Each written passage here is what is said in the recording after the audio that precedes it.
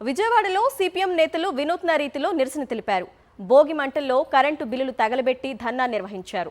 ప్రజలపై విద్యుత్ బిల్లుల భారం తగ్గించాలంటూ నినాదాలు చేశారు.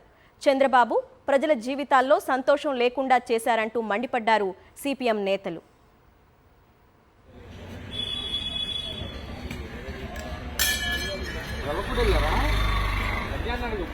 ఎన్నికల సమయంలో చంద్రబాబు ఇచ్చిన హామీలను తక్షణం అమలు చేయాలని డిమాండ్ చేస్తున్న సిపిఎం రాష్ట్ర కార్యదర్శి శ్రీనివాసరావుతో మా ప్రతినిధి అశోక్ ఫేస్ టు ఫేస్.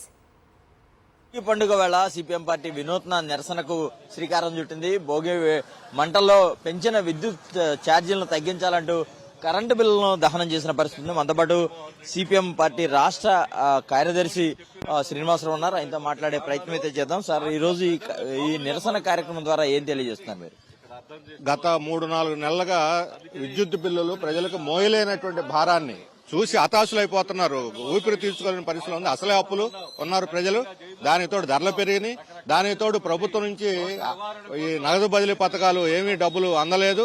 పైగా ఇప్పుడు ఈ కరెంటు బిల్లులు అంటే మూలిగా నక్క మీద తాటికాయ పడ్డట్టే ఉందన్నమాట ప్రజల పరిస్థితి. అందుకని దానికి నిరసనగా ప్రజల యొక్క ఈ బాధని వాళ్ళ ఇబ్బందుల్ని ఒక నిరసనగా ఈరోజు భోగమంటల్లో బిల్లులు తగలేసి ఆ రూపంలో మేము వ్యక్తం చేస్తున్నాం. వైపు చంద్రబాబు నాయుడు కూడా నిన్న ఒక ప్రకటన చేశారు. P4 విధానాన్ని చేస్తున్నాం. దీన్ని ఎలా చూస్తారు? P4 అంటే ప్రజల ఆస్తులను లూటీ చేయటమే.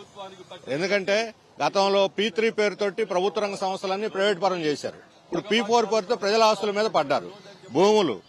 భూములు తీసుకొని భాగస్వాములు చేస్తారా? వాళ్ళ భూములు లాగేసుకుని భాగస్వాములు చేయటం ఏంటి?